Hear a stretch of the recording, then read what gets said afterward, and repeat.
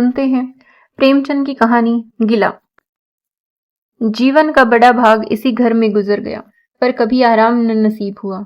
मेरे पति संसार की दृष्टि में बड़े सज्जन, बड़े शिष्ट, बड़े उदार, बड़े सौम्य होंगे, लेकिन जिस पर गुजरती है वही जानता है।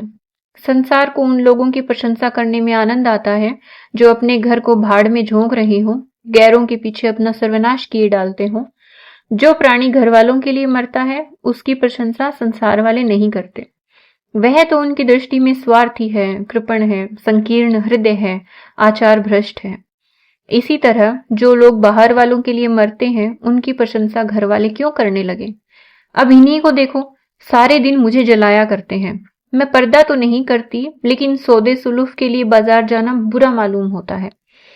और इनका यह हाल है कि चीज मंगवाओ तो ऐसी दुकान से लाएंगे जहां कोई ग्राहक भूलकर भी ना जाता हो।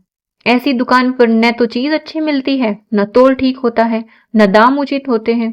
यह दोष न होते तो वह दुकान बदनाम ही क्यों होती। पर इन्हें ऐसी ही गई बीती दुकानों की चीजें लाने का मर्ज है। बार बार कह दिया, साहब की चलती हुई दुकान से सौदे लाया करो, वहां माल अधिक खपता है इसलिए ताजा माल रहता है। पर इनकी टुटपूंजियों से बनती है और वे इन्हें उल्टे छुरे से मूंढते हैं। गेहूं लाएंगे तो सारे बाजार से खराब घुना हुआ चावल, ऐसा मोटा कि बैल बिना पूछे, दाल में कराई और कंकड़ भरे हुए। मनो लकड़ी जड़ा डालो, क्या मजाल की गले। घी लाएंगे तो आधा तेल या 16 आने कटोजे, और दरअसल घी से एक छंटाक कम। तेल लाएंगे तो मिलावट, बालों में डालो तो चिपट जाए, पर दाम दे आएंगे शुद्ध आंवले के तेल का। किसी चलती हुई नामी दुकान पर जाते तो इन्हें जैसे डर लगता है। शायद ऊंची दुकान और फीके पकवान के कायल हैं। मेरा अनुभव तो यही है कि नीची दुकान पर ही सड़े पकवान मिलते हैं। एक दिन की बात हो तो बर्दाश्त कर ली जाए, रोज रोज का टंटा नहीं सहा जाता। मैं पूछती हूँ, आखिर आप टटपूंजियों की दुकान पर जाते ही क्यों हैं? क्या उनके पालन पोषण का ठेका तुम्ही ने लिया है? आप फरमाते हैं, मुझे देखकर सबके सब बुलाने लगते हैं। वाह क्या कहना है, कितनी दूर की बात कही है। जरा इन्हें बुला लिया और खुशामद के 2 शब्द सुना दिए, थोड़ी सी स्तुति कर दी, बस आपका मिजाज आसमान पर जा पहुंचा। फिर इन्हें सुधी नहीं रहती कि यह कूड़ा करकट बांध रहा है या क्या। पूछती हूँ, तुम उस रास्ते जाते ही क्यों हो? क्यों किसी दूसरे रास्ते से नहीं जाते? ऐसे उठाईगिरों को मुंह ही क्यों लगाते हो? इसका कोई जवाब नहीं। एक चुप 100 बाधाओं को हराती है। एक बार एक गहना बनवाने को दिया। मैं तो महाशय को जानती थी, इनसे कुछ पूछना व्यर्थ समझा। अपने पहचान के एक सुनार को बुला रही थी। संयोग से आप भी विराजमान थे। बोले, यह संप्रदाय विश्वास की योग्य नहीं, धोखा खाओगी।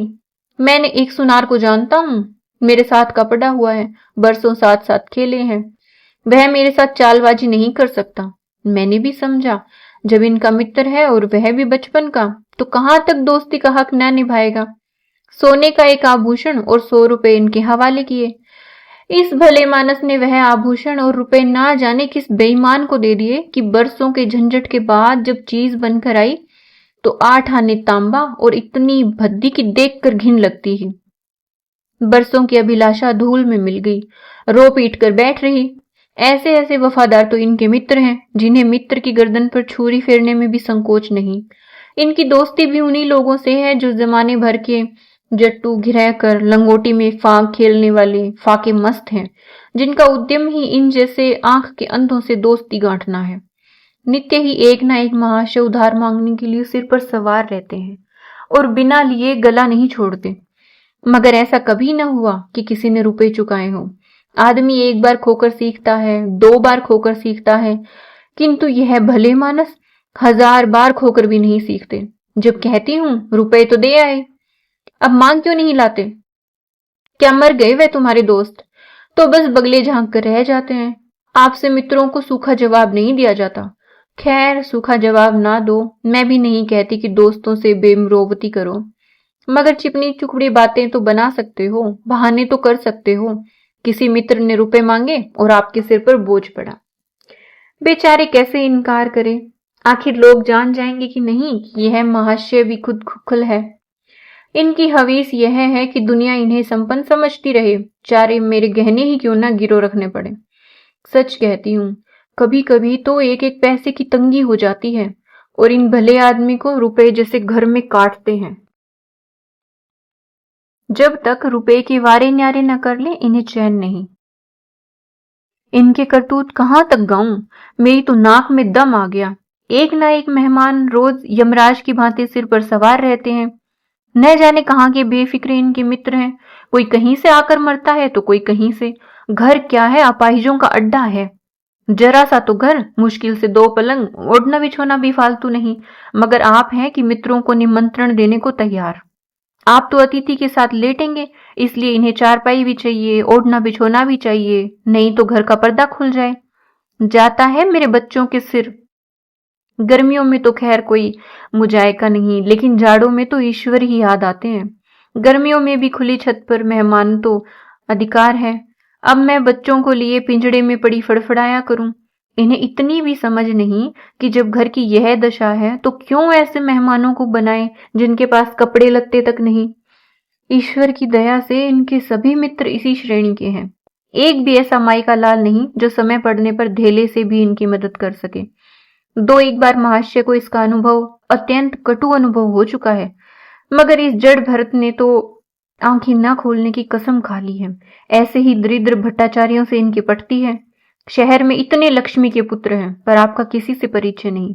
उनके पास जाते इनकी आत्मा दुखती है। दोस्ती गांठेंगे ऐसों से जिनके घर में खाने का ठिकाना नहीं। एक बार हमारा कहार छोड़कर चला गया और कई दिन कोई दूसरा कहार न मिला। किसी चतुर और कुशल कहार की तलाश में थी, किंतु आपको जल्द से जल्द कोई आदमी रख लेने की धुन सवार हो गई। घर के सारे काम पूर्ववत चल रहे थे, पर आपको मालूम हो रहा था कि गाड़ी रुकी हुई है। मेरा जूठे बर्तन मांजना और अपना साग भाजी के लिए बाजार जाना इनके लिए असह्य हो उठा। एक दिन जाने कहां से एक बांगड़ू को पकड़ लाए। उसकी सूरत कह देती थी कि कोई जांगलू है, मगर आपको उसका ऐसा बखान किया कि क्या कहूं। बड़ा होशियार है, बड़ा आज्ञाकारी, परले सिरे का मेहनती, गजब का सलीकेदार और बहुत ही ईमानदार। खैर, मैंने उसे रख लिया। मैं बार बार क्यों इनकी बातों में आ जाती हूँ, मुझे इसका आश्चर्य है। यह आदमी केवल रूप से आदमी है। आदमियत के और कोई लक्षण उसमें ना थे। किसी काम की तमीज नहीं। बेईमान ना था, पर गधा अव्वल दर्जे का। बेईमान होता तो कम से कम इतनी तस्कीन तो होती कि खुद खा जाता है। अभागा दुकानदारों के हाथों लूट जाता था। 10 तक की गिनती उसे ना आती थी। 1 रुपया देकर बाजार भेजूं तो संध्या तक हिसाब न समझा सके। क्रोध पी पी कर रह जाती थी। रक्त खोलने लगता था कि दुष्ट के कान उखाड़ लूं, मगर इन महाशय को उसे कभी कुछ कहते नहीं देखा। डांटना तो दूर की बात है। आप नहा धोकर धोती छांट रहे हैं और वह दूर बैठा तमाशा देख रहा है। मैं तो बच्चा का खून पी जाती, लेकिन इन्हें जरा भी गम नहीं। जब मेरे डांटने पर धोती छांटने जाता भी तो आप उसे समीप न आने देते। बस उसके दोषों को गुण बनाकर दिखाया करते थे, और इस प्रयास में सफल ना होते तो दोषों पर पर्दा डाल देते थे। मूर्ख को झाड़ू लगाने की तमीज ना थी। मर्दाना कमरा ही तो सारे घर में ढंग का एक कमरा है। उसमें झाड़ू लगाता तो इधर की चीज उधर, उधर की नीचे, मानो कमरे में भूकंप आ गया हो। और गर्द का यह हाल कि सांस लेना कठिन। पर आप शांतिपूर्वक कमरे में बैठे हैं जैसे कोई बात ही नहीं। एक दिन मैंने उसे खूब डांटा। कल से ठीक ठीक झाड़ू न लगाई तो कान पकड़कर निकाल दूंगी। सवेरे सोकर उठी तो देखती हूँ कमरे में झाड़ू लगी हुई है और हर एक चीज करीने से रखी हुई है। गर्द गुबार का नाम नहीं। मैं चकित होकर देखने लगी तो आप हंसकर बोले, देखती क्या हो, आज घूरे ने बड़े सवेरे उठकर झाड़ू लगाई है। मैंने समझा दिया, तुम ढंग तो बताती नहीं, उल्टे डांटने लगती हो। मैंने समझा खैर दुष्ट ने कम से कम एक काम तो सलीके से किया। अब रोज कमरा साफ सुथरा मिलता। घूरे मेरी दृष्टि में विश्वासी बनने लगा। संयोग की बात, एक दिन मैं जरा मामूल से सवेरे उठ बैठी और कमरे में आई तो क्या देखती हूँ कि घूरे द्वार पर खड़ा है और आप तन मन से कमरे में झाड़ू लगा रहे हैं। मेरी आंखों में खून उतर आया। उसके हाथ से झाड़ू छीनकर घूरे के सिर पर जमा दी। हरामखोर को उसी दम निकाल बाहर किया। आप फरमाने लगे, उसका महीना तो चुका दो। वारी समझ, एक तो काम ना करे, उस पर आंखें दिखाए, उस पर पूरी मजूरी भी चुका दूं। मैंने एक कौड़ी भी ना दी। एक कुर्ता दिया था वह भी छीन लिया। इस पर जड़ भरत महाशय मुझसे कई दिन रूठे रहे। घर छोड़कर भागे जाते थे। बड़ी मुश्किलों से रुके। ऐसे ऐसे भोंदू भी संसार में पड़े हुए हैं। मैं न होती तो शायद अब तक इन्हें किसी ने बाजार में बेच दिया होता। एक दिन मेहतर ने उतारे कपड़ों का सवाल किया। इस बेकारी के जमाने में फालतू कपड़े तो शायद पुलिस वालों या रईसों के घर में हों। मेरे घर में तो जरूरी कपड़े भी नहीं। आपका वस्त्रालय एक बक्ची में आ जाएगा जो डाक के पार्सल से कहीं भेजा जा सकता है। फिर इस साल जाड़ों के कपड़े बनवाने की नौबत न आई। पैसे नजर नहीं आते, कपड़े कहाँ से बने? मैंने मेहतर को साफ जवाब दे दिया। कड़ाके का जाड़ा पड़ रहा था, इसका अनुभव मुझे कम ना था। गरीबों पर क्या बीत रही है इसका मुझे भी जान था, लेकिन मेरे पास या आपके पास खेद के सिवा और इसका क्या इलाज है? जब तक समाज का यह संगठन रहेगा, ऐसी शिकायतें पैदा होती रहेगी। जब एक एक अमीर और रईस के पास एक एक मालगाड़ी कपड़ों से भरी हुई है, तब फिर निर्धन को क्यों न नग्नता का कष्ट उठाना पड़े। खैर, मैंने तो मेहतर को जवाब दे दिया। आपने क्या किया कि आपका कोट उठाकर उसको भेंट कर दिया। मेरी देह में आग लग गई। इतनी दानशील नहीं हूं कि दूसरों को खिलाकर आप सो रहूं। देवता के पास यही एक कोट था। आपको इसकी जरा भी चिंता न हुई कि पहनेंगे क्या। यश के लोभ ने जैसे बुद्धि ही हर ली। मेहतर ने सलाम किया, दुआएं दी और अपनी राह ली। आप कई दिन सर्दी से ठिठुरते रहे। प्रातःकाल घूमने जाया करते थे, वह बंद हो गया। ईश्वर ने उन्हें हृदय भी एक विचित्र प्रकार का दिया है। फटे पुराने कपड़े पहनते आपको जरा भी संकोच नहीं होता। मैं तो मारे लाज के गड़ जाती हूँ, पर आपको जरा फिक्र नहीं। कोई हंसता है तो हंसे आपकी बला से। अंत में जब मुझसे ना देखा गया तो एक कोट बनवा दिया। जी तो जलता था कि खूब सर्दी खाने दूं, पर डरी कि कहीं बीमार पड़ जाएं तो और बुरा हो। आखिर काम तो उन्हीं को करना है। महाशय अपने दिल में समझते होंगे कि मैं कितना विनीत, कितना परोपकारी हूँ। शायद इन्हें इन बातों का गर्व हो। मैं इन्हें परोपकारी नहीं समझती, न विनीत ही समझती हूँ। यह जड़ता है, सीधी सादी निरीहता। जिस मेहतर को आपने अपना कोट दिया, उसे मैंने कई बार रात को शराब के नशे में मस्त झूमता देखा है और आपको दिखा भी दिया। फिर दूसरों की विवेकहीनता की पुरोती हम क्यों करें? अगर आप विनीत और परोपकारी होते तो घर वालों के प्रति भी तो आपके मन में कुछ उदारता होती। यह सारी उदारता बाहर वालों के लिए ही सुरक्षित है। घर वालों को उसका अल्पांश भी न मिलना चाहिए। मेरी इतनी अवस्था बीत गई, पर इस भले आदमी ने कभी अपने हाथों से मुझे एक उपहार भी न दिया। बेशक मैं जो चीज बाजार से मंगवाऊं उसे लाने में इन्हें जरा भी आपत्ति नहीं, बिल्कुल हर्ज नहीं, मगर रुपए मैं दे दूं यह शर्त है। इन्हें खुद कभी यह उमंग नहीं होती। मैं मानती हूं कि बेचारे अपने लिए भी कुछ नहीं लाते, मैं जो कुछ मंगवा दूं उसी पर संतुष्ट हो जाते हैं। मगर आखिर आदमी कभी कभी शौक की चीजें चाहता ही है। अन्य पुरुषों को देखती हूँ, स्त्री के लिए तरह तरह के गहने, भांति भांति के कपड़े, शौक श्रृंगार की वस्तुएं लाते हैं। यहाँ इस व्यवहार का निषेध है। बच्चों के लिए भी मिठाई, खिलौने, बाजे शायद जीवन में एक बार भी न लाए हो। शपथ ही खा ली है। इसलिए मैं तो इन्हें कृपण कहूंगी, अरसिक कहूंगी, हृदय शून्य कहूंगी, उदार नहीं कह सकती। दूसरों के साथ इनका जो सेवा भाव है उसका कारण है इनका यश लोभ और अव्यवहारिक अज्ञानता। आपके विनय का यह हाल है कि जिस दफ्तर में आप नौकर हैं उसके किसी अधिकारी से आपका मेलजोल नहीं। अफसरों को सलाम करना तो आपकी नीति के विरुद्ध है। नजर या डाली तो दूर की बात है, और तो और कभी किसी अफसर के घर नहीं जाते। इसका खामियाजा आप ना उठाएं तो कौन उठाए? औरों को रियायती छुट्टियां मिलती है, आपका वेतन कटता है। औरों की तरक्कियां होती है, आपको कोई पूछता भी नहीं। हाजिरी में 5 मिनट की भी देर हो जाए तो जवाब पूछा जाता है। बेचारे जी तोड़कर काम करते हैं। कोई बड़ा कठिन काम आ जाता है तो इन्हीं के सिर मंडा जाता है। इन्हें जरा भी आपत्ति नहीं। दफ्तर में इन्हें घिस्सू पिस्सू आदि उपाधियां मिली हुई है, मगर पड़ाव कितना ही बड़ा मारे, इनके भाग्य में वही सूखी घास लिखी है। यह विनय नहीं है, स्वाधीन मनोवृत्ति भी नहीं है। मैं तो इसे समय चातुरी का अभाव कहती हूँ, व्यवहारिक ज्ञान की क्षति कहती हूँ। आखिर कोई अफसर आपसे क्यों प्रसन्न हो? इसलिए कि आप बड़ी मेहनती हैं। दुनिया का काम मुरोवत और रवादारी से चलता है। अगर हम किसी से खींचे रहे तो कोई कारण नहीं कि वह भी हमसे खींचा ना रहे। फिर जब मन में क्षोभ होता है तो वह दफ्तरी व्यवहारों में प्रकट हो ही जाता है। जो मातहत अफसर को प्रसन्न रखने की चेष्टा करता है, जिसकी जात से अफसर का कोई व्यक्तिगत उपकार होता है, जिस पर वह विश्वास कर सकता है, उसका लिहाज वह स्वभावतः करता है। ऐसे सिरागियों से क्यों किसी को सहानुभूति होने लगी? अफसर भी तो मनुष्य है। उसके हृदय में जो सम्मान और विशिष्टता की कामना है, वह कहाँ पूरी हो? जब अधीनस्थ कर्मचारी ही उससे फिरंट रहे, तो क्या उसके अफसर उसे सलाम करने आएंगे? आपने जहां नौकरी की वहां से निकाले गए, कभी दफ्तर में 2-3 साल से ज्यादा ना टिके, या तो अफसर से लड़ गए या कार्याधिक्य के कारण छोड़ बैठे। आपको कुटुंब सेवा का दावा है। आपके कई भाई भतीजे होते हैं, वह कभी इनकी बात भी नहीं पूछते। आप बराबर मुंह ताकते रहते हैं उनका। इनके एक भाई साहब आजकल तहसीलदार हैं। घर की मिल्कियत उन्हीं की निगरानी में है।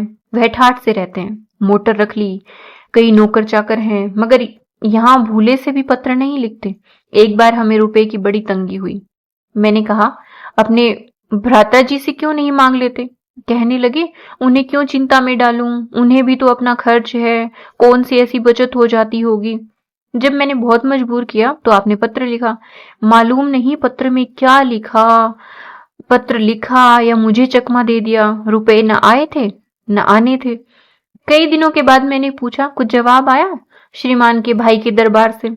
आपने रुष्ट होकर कहा, अभी केवल 1 सप्ताह तो खत पहुंचे हुए हैं, अभी क्या जवाब आ सकता है। 1 सप्ताह और गुजरा, मगर जवाब नदारद। जब आपका यह हाल है कि मुझे कुछ बातचीत करने का अवसर ही नहीं देते, इतने प्रसन्नचित नजर आते हैं कि क्या कहूं। बाहर से आते हैं तो खुश खुश, कोई न कोई शिगुफा लिए हुए। मेरी खुशामद भी खूब हो रही है, मेरे मैके वालों की प्रशंसा भी हो रही है, मेरे गृह प्रबंध का बखान भी असाधारण रीति से किया जा रहा है। मैं इस महाशय की चाल समझ रही थी। यह सारी दिलजोई केवल इसलिए थी कि श्रीमान के भाई साहब के विषय में कुछ पूछ ना बैठूं। सारे राजनीतिक, आर्थिक, सामाजिक, आचारिक प्रश्नों की मुझसे व्याख्या की जाती थी, इतने विस्तार और गवेषणा के साथ कि विशेषज्ञ भी लोहा मान जाए, केवल इसलिए कि मुझे वह प्रसंग उठाने का अवसर ना मिले। लेकिन मैं भला कब चूकने वाली थी। जब पूरे 2 सप्ताह गुजर गए और बीमे के रुपए भेजने की मौत की तरह सिर पर सवार हो गई, तो मैंने पूछा, क्या हुआ? तुम्हारे भाई साहब ने श्रीमुख से कुछ फरमाया या अभी तक पत्र नहीं पहुंचा? आखिर घर की जायदाद में हमारा भी तो कुछ हिस्सा है या नहीं? या फिर हम लोंडी दासी की संतान हैं? 500 रुपए साल का नफा तो 10 साल पहले था, अब तो 1000 से कम ना होगा। पर हमें कभी एक कानी कोड़ी भी नहीं मिली। मोटे हिसाब से हमें 2000 मिलना चाहिए। 2000 न हो, 1000 हो, 500, 250, कुछ ना हो तो बीमा के प्रीमियर भर के तो हो। तहसीलदार साहब की आमदनी हमारी आमदनी की चौगुनी है, रिश्वतें भी लेते हैं, तो फिर हमारे रुपए क्यों नहीं देते? आप हैं हाँ हाँ करने लगे, कहने लगे, वह बेचारे घर की मरम्मत करवाते हैं, बंधु बांधवों का स्वागत सत्कार करते हैं, नातेदारियों में भेंट भांट भेजते हैं, और कहां से लावे जो हमारे पास भेजे। वारी बुद्धि, मानो जायदाद इसीलिए होती है कि उसकी कमाई उसी खर्च में हो जाए। इस भले आदमी को बहाने गढ़ने भी नहीं आते। मुझसे पूछते हैं, 1000 नहीं बता देती, एक से एक बढ़कर कह देते घर में आग लग गई, सब कुछ स्वाह हो गया या चोरी हो गया, तिनका तक ना बचा। 10,000 का अनाज भरा था, उसमें घाटा रहा, या किसी से फौजदारी हो गई, उसमें दिवाला पिट गया। आपको सूझी भी तो लचर सी बात। तकदीर ठोक कर बैठी रही। पड़ोस की एक महिला से रुपए कर्ज लिए, तब जाकर काम चला। फिर भी आप भाई भतीजों की तारीफ के पुल बांधते हैं तो मेरे शरीर में आग लग जाती है। ऐसे कौरवों से ईश्वर बचाए। ईश्वर की दया से आपके 2 बच्चे और 2 बच्चियां भी हैं।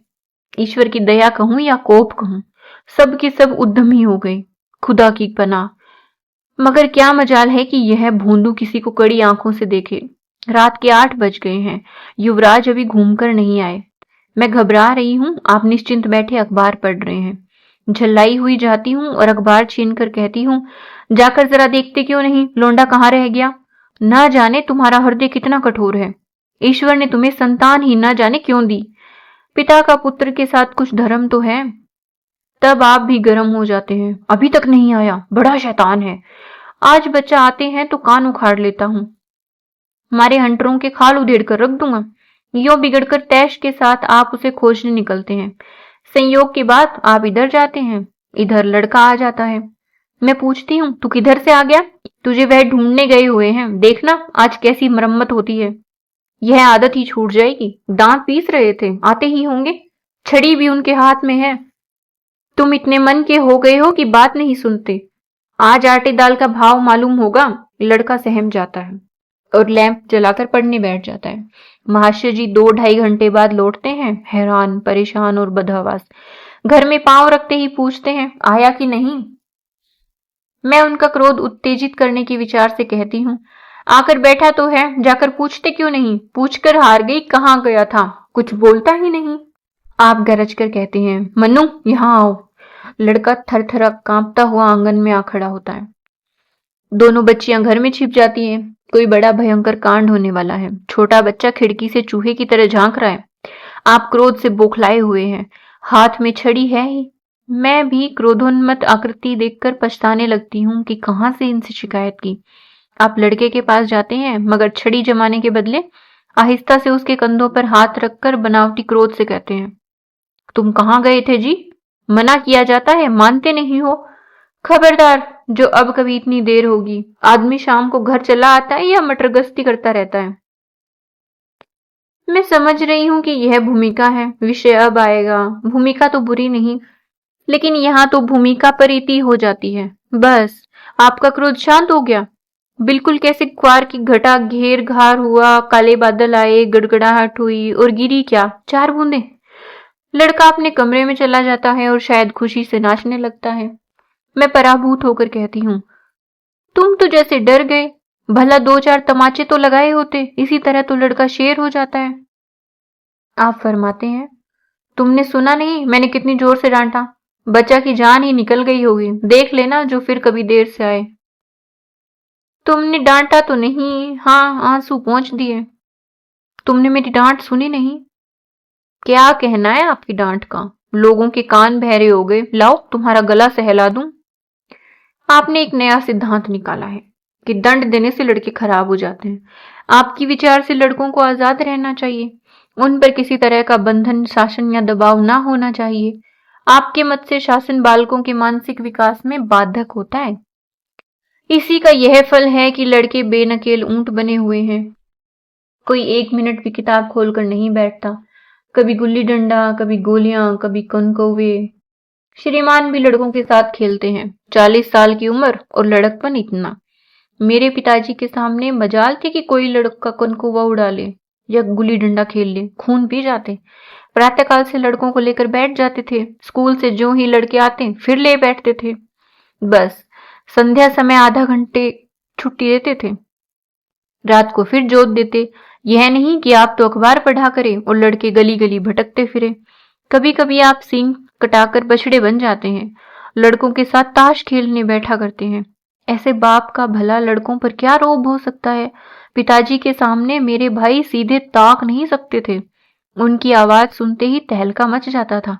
उन्होंने घर में कदम रखा और शांति का साम्राज्य हुआ। उसके सम्मुख जाते लड़कों के प्राण सूखते थे।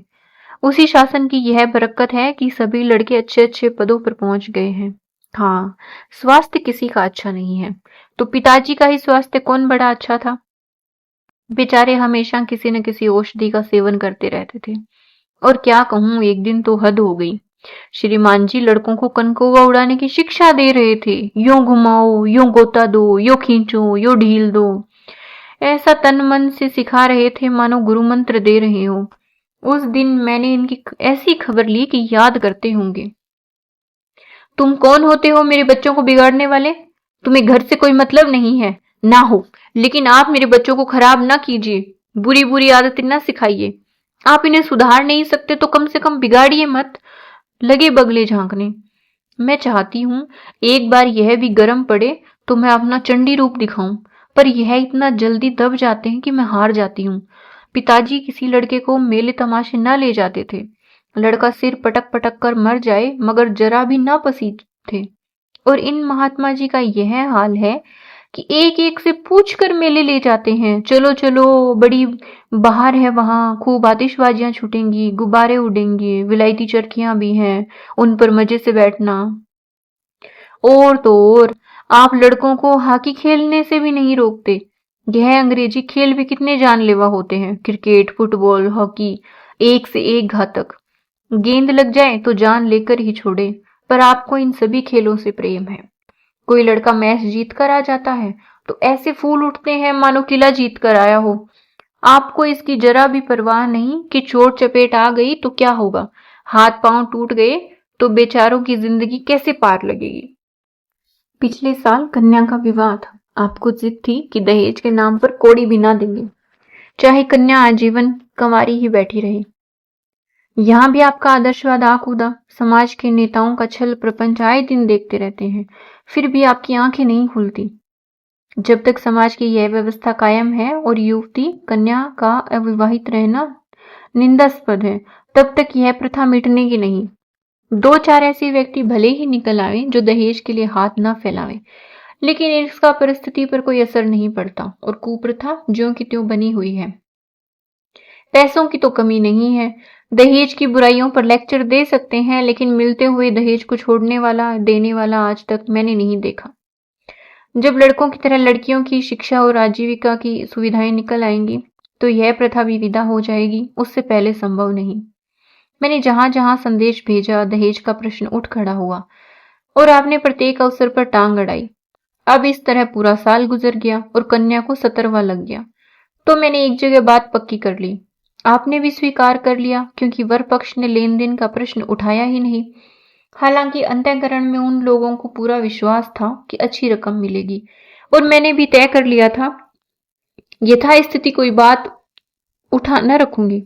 विवाह के सकुशल होने में कोई संदेह न था, लेकिन इन महाशय के आगे मेरी एक न चली कि यह प्रथा निंद्य है, यह रस्म निरर्थक है, यहाँ रुपए की क्या जरूरत, यहाँ गीतों का क्या काम।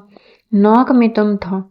यह क्यों, यह क्यों, यह तो साफ दहेज है, तुमने मेरे मुंह में कालिख लगा दी, मेरी आबरू मिटा दी।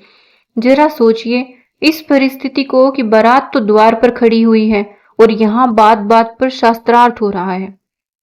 विवाह का मुहूर्त आधी रात के बाद था। प्रथानुसार मैंने व्रत रखा, किंतु आपकी टेक थी कि व्रत की कोई जरूरत नहीं। जब लड़के के माता पिता व्रत नहीं रखते, जब लड़का तक व्रत नहीं रखता, तो कन्या पक्ष वाले ही व्रत क्यों रखे। मैं और सारा खानदान मना करता रहा, लेकिन आपने नाश्ता किया, भोजन किया। खैर, कन्यादान का मुहूर्त आया। आप सदैव से इस प्रथा के विरोधी हैं। आप इसे निषिद्ध समझते हैं। कन्यादान की वस्तु है। दान रुपए पैसे जगह जमीन का हो सकता है, पशु दान भी होता है, लेकिन लड़की का दान एक लचर सी बात है। कितना समझाती हूँ, पुरानी प्रथा है, वेद काल से होती चली आई है, शास्त्रों में इसी की व्यवस्था है। संबंधी समझा रहे हैं, पंडित समझा रहे हैं, पर आप हैं कि कान पर जू नहीं रेंगती। हाथ जोड़ती हूँ, पैरों पड़ती हूँ, गिड़गिड़ाती हूँ, लेकिन मंडप के नीचे न गए। और मजा यह है कि आपने ही तो यह अनर्थ किया और आप ही मुझसे रूठ गए। विवाह के पश्चात महीनों बोलचाल न रही, झक मारकर मुझी को मनाना पड़ा। किंतु सबसे बड़ी विडंबना यह है कि इन सारे दुर्गुणों के होते हुए भी मैं इनसे एक दिन भी पृथक नहीं रह सकती, एक क्षण का वियोग नहीं सह सकती। इन सारे दोषों पर भी मुझे इनसे प्रगाढ़ प्रेम है। इनमें यह कौन सा गुण है जिस पर मैं मुग्ध हूं, मैं खुद नहीं जानती, पर इनमें कोई बात ऐसी है जो मुझे इनकी चेरी बनाए हुए है। वह जरा मामूली सी देर में घर आते हैं तो प्राण नहों में समा जाते हैं।